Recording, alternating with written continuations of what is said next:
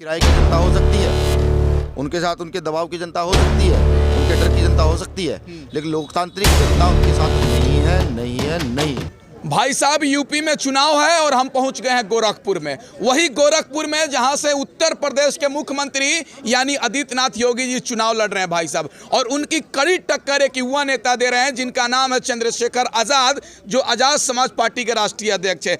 हमारे साथ आजाद समाज पार्टी और भीम आर्मी के तमाम कार्यकर्ता और नेता जुड़े हुए हैं। उनसे बात करेंगे कि क्या आपके नेता योगी जी को टक्कर दे पाएंगे या नहीं दे पाएंगे। हमारे साथ भीम आर्मी के राष्ट्रीय अध्यक्ष और जिला अध्यक्ष तमाम कार्यकर्ता लोग हैं। उनसे बात करेंगे कि आप गोरखपुर में आए हैं, योगी जी तो कहते हैं स्मार्ट सिटी बना दिए, तो आपको स्मार्ट सिटी दिखा या नहीं दिखा। आइए इन लोगों से बात करते हैं। भाई साहब, गोरखपुर में 5 साल का योगी जी का कार्यकाल कैसा रहा? कार्यकाल तो उनका बहुत अच्छा नहीं रहा। रही बात अपने टक्कर की कही जी, तो टक्कर टक्कर चंद्रशेखर से है उनका। अरे वो मठ में रहे हैं, अच्छा, वो लड़ाइया में नहीं है। टक्कर तो छोड़ दीजिए आप। अच्छा, 471 बूथ है ना, एक बूथ पे हम 100 वोट पा रहे हैं। हाँ। तो इस हिसाब से जोड़ लीजिए हम कितना वोट पा रहे हैं। अच्छा, चंद्रशेखर यहाँ से चुनाव जीत रहे हैं और जीत के भीम आर्मी का डंडा मजबूत गोरखपुर से ही कर रहे हैं। रवि किशन आपके सांसद है, कहते हैं जिंदगी झंडबा फिर भी घमंडबा, गोरखपुर में सब बा, हम जीत रहे हैं, कह रहे हैं। अरे भाई, जब उनको शमशान में विकास दिखता है तो पहले अपने बुद्धि को विकास करें। जी, वो झंड नहीं, उनके बुद्धि में घमंड हो गया है। अच्छा, ठीक है, तो उसका पहले वो इलाज करें, उसके बाद फिर काम करेंगे। वो कह रहे 9 सीट जीतेंगे गोरखपुर जिला का। आप भी यही हैं, हम भी यही हैं। वो दोबारा चुनाव लड़ रहे हैं, वो अपनी सीट जीत के दिखा देंगे। 9 सीट तो बड़ी दूर की बात। अच्छा, क्या लग रहा है भाई साहब, योगी जी का क्या माहौल है गोरखपुर में?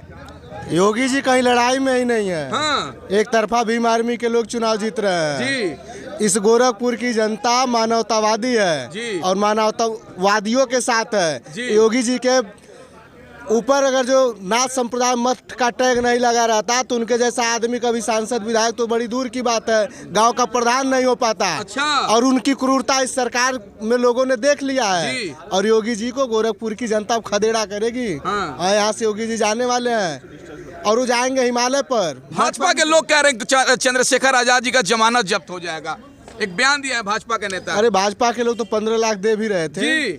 अच्छा। भाजपा के लोग 15 लाख दे रहे थे, उनका नेता दे रहा था। हाँ। तो भाजपा के वालों की बात में पड़ जाएंगे आप। अच्छा, तो मतलब 3 मार्च की गोरखपुर की जनता क्या करेगी? 3 मार्च को गोरखपुर की जनता ईवीएम के 6ठे नंबर की बटन दबाएगी केतली चुनाव निशान पर जी। और 10 मार्च को जब परिणाम आएगा तो बहुत बड़ा परिणाम होगा। योगी आदित्यनाथ मिनिमम 70,000 वोट से चुनाव हारेंगे। अच्छा सर, आप राष्ट्रीय अध्यक्ष हैं और आप आए हुए हैं गोरखपुर में, तो गोरखपुर का योगी जी का विकास कैसा आपको दिखा? देखिए, विकास तो उन्होंने बड़े पैमाने पे किया है, डर का विकास किया है। अच्छा। व्यापारियों से बात हुई जी, मजदूरों से बात हुई जी, रिक्शा चालकों से बात हुई जी, महिलाओं से बात हुई, तो सबका ये कहना है भैया हम वोट तो चंद्रशेखर को ही देंगे। अच्छा। बिल्कुल, लेकिन हम आपके साथ नहीं चल सकते। आप इसे समझ सकते हैं कि किस कदर डर लोगों के मन में व्याप्त है। रही सामाजिक उन्नति की बात, जी। आप भी घूम रहे होंगे शायद, मुझे लगता है जी। मैंने आपको कई जगह देखा भी है। 2 वर्ग यहाँ पर मुझे देखने को मिले। जी।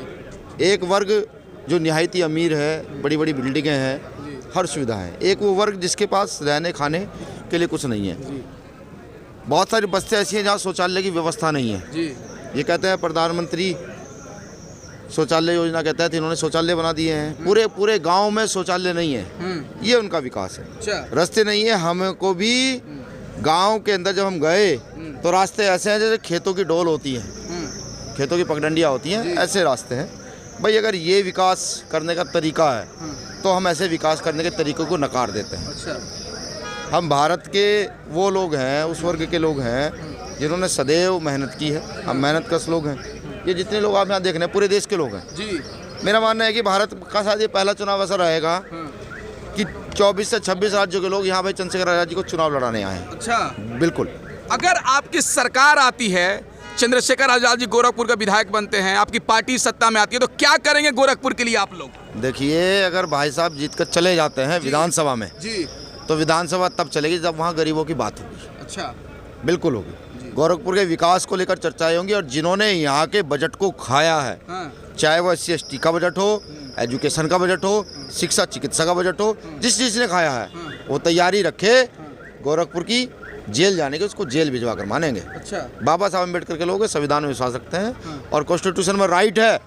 अगर प्रधानमंत्री गलत करता है तो उसको भी जेल जाना पड़ेगा, अगर एक आम नागरिक गलत करता है तो उसको भी जेल जाना पड़ेगा। आप गली गली घूम रहे हैं तो कैसा रुझान आ रहा है? गोरखपुर की जनता क्या संदेश दे रही है, क्या बोल रही है? देखिए, संदेश तो 10 मार्च को सबको पता लग जाएगा। जी सर। भाई गोरखपुर की जनता का ये कहना है कि तानाशाह से किसी भी तरीके से निजात दिलाइए। अच्छा। हाँ, हम तो चाहते थे कि मठ में जाएं, लेकिन हमारे जो मंडल अध्यक्ष उन्होंने भी कहा कि मठ नहीं, अब तो हिमालय भेजना पड़ेगा। तो मैं तो निवेदन करता हूँ योगी आदित्यनाथ जी हाथ जोड़कर, भाई हमारे मुख्यमंत्री रहे हैं, मुख्यमंत्री हैं, तो फिर भी मैं माननीय शब्द उनके लिए यूज करता हूँ सम्मानित तौर पर कि गोरखपुर की जनता को बचा लीजिए और यहाँ से मठ भी छोड़ दीजिए और मठ छोड़ करके आप हिमालय चले जाइए। जो आपके भक्तगण वो आकर हिमालय में आपके दर्शन करें। आप इतना उनकी कमियां गिना रहे हैं, लेकिन विकास का ढोल पीटा जा रहा है। यूं कर दिया, यूं कर दिया, विकास कर दिया, स्मार्ट सिटी बना दिया, फर्टिलाइजर बना दिया, ये बना दिया। आप कह रहे हैं विकास नहीं हुआ? देखिए, पूरा घूम लीजिए ना जी। उनकी विधानसभा घूम लीजिए, उनका जिला घूम लीजिए। हम तो घूम रहे हैं ना, तो हमको पता लग रहा है क्या विकास हुआ है। अगर वो इन लोगों को 15-15 लाख रुपए दे देते तो ये अपने व्यापार करके बैठते, अपना रोजगार चलाते, क्यों धक्के खाते घूमते? अच्छा। पहला झूठ बोल दिया है 15 लाख के चक्कर में। और अब जो सरकारी योजनाएं बनती हैं, जो सरकारी योजनाओं के तहत उत्थान होता है, वो खत्म कर दिया है। बिल्कुल। देश के गृह मंत्री अमित शाह जी कह रहे हैं कि अब की बार योगी सरकार 300 पार। बिल्कुल भाई, देखिए उनके हिसाब से 12वीं के बाद इंटर पास होती है। अच्छा। फिर लैपटॉप मिलता है। अब देखिए, हम भी ग्रेजुएशन किए हुए, पोस्ट ग्रेजुएट हैं जी।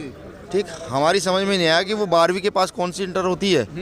हम भी सोच रहे थे, हमने कई प्रोफेसर्स को फ़ोन किया, टीचर्स को, हमारे जो टीचर्स हैं उनको फ़ोन किया। हमने पूछा, सर 12वीं के पास अगर इंटर का कोई प्रावधान है तो साहब हमें बताइए, हो सकता है हम पुनः कर लें, लैपटॉप तो कम से कम मिल जाए, उसी के हिसाब से कोई टाइप वाइप करना सीख जाएंगे। लेकिन उन्होंने कहा भैया ऐसा तो कोई नियम नहीं है। अब गृह मंत्री जी के कहाँ कौन सा उन्होंने ये उन्होंने कहाँ से वो बना दिया है, नया बजट तो वो लाने वाले हैं कि 12वीं के पास इंटर होगी। भाई अगर ऐसा कोई बजट है तो मेरा गृह मंत्री जी से भी निवेदन है, भाई उसको उजागर करें, जनता को बताएं कि आप 12वीं के बाद अब इंटर कराएंगे, तो सब लोगों को बताएं, हम लोगों को भी जा करके। वही तो कहते हैं कि हमारी बेटियां सुरक्षित है, अगर 12 बजे रात को गहने पहन के यूपी में घूम सकती है, कानून का राज है उत्तर प्रदेश के अंदर। आपको क्या लगा? देखिए, वाकई अमीरों की बेटियाँ सुरक्षित होंगी, गरीब की बेटी तो सुरक्षित नहीं है। अच्छा। मनीषा वाल्मीकि सबको याद है, मुन्ना पासवान याद है जिसके अनाज के अंदर जहर डलवा दिया था योगी जी ने। अच्छा। उन्नाव याद नहीं है? वहाँ बेटी के साथ गलत नहीं हुआ। आपके लखीमपुर याद नहीं है?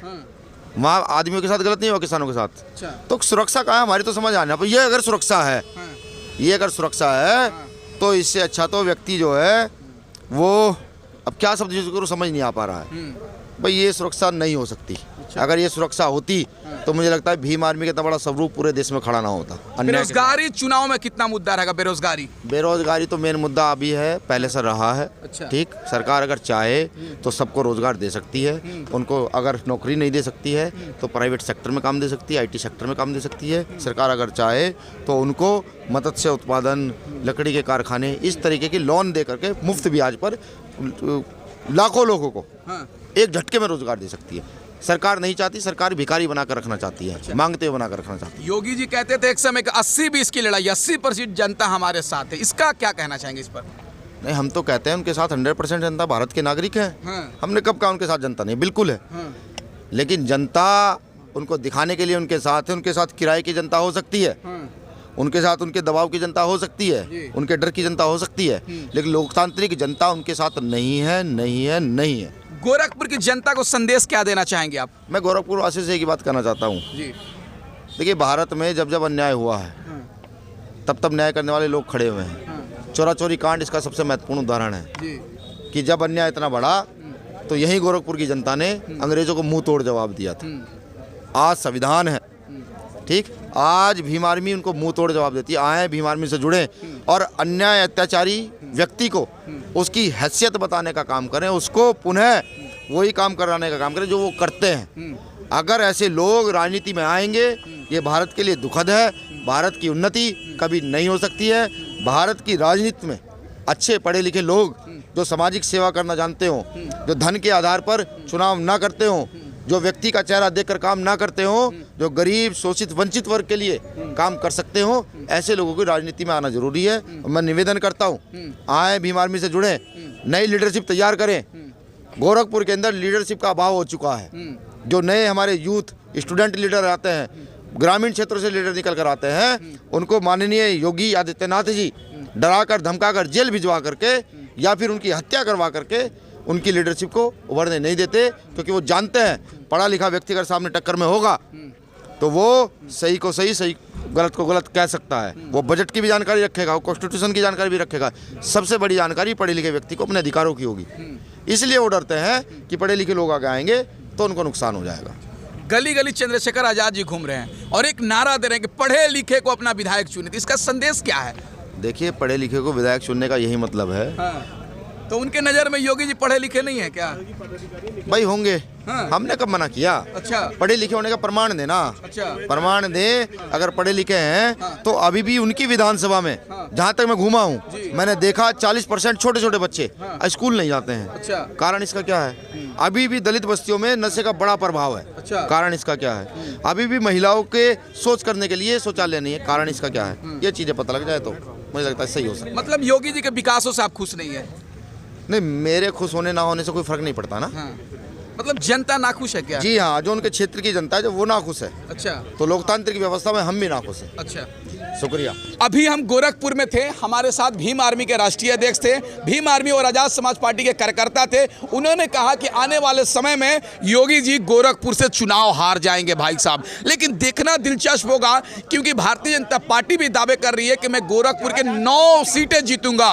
गोरखपुर के सांसद हैं, भोजपुरी फिल्म के स्टार हैं, रवि किशन, कहते हैं जिंदगी झंड बा फिर भी घमंड बा। वो कह रहे गोरखपुर की 9 सीट जीतूंगा। लेकिन आजाद समाज पार्टी और भीम आर्मी के कार्यकर्ता और नेताओं का दावा है कि मैं गोरखपुर जीतूंगा और योगी जी को हराऊंगा और गोरखपुर का विकास करूंगा। लेकिन देखना दिलचस्प होगा 10 मार्च को क्या होता है।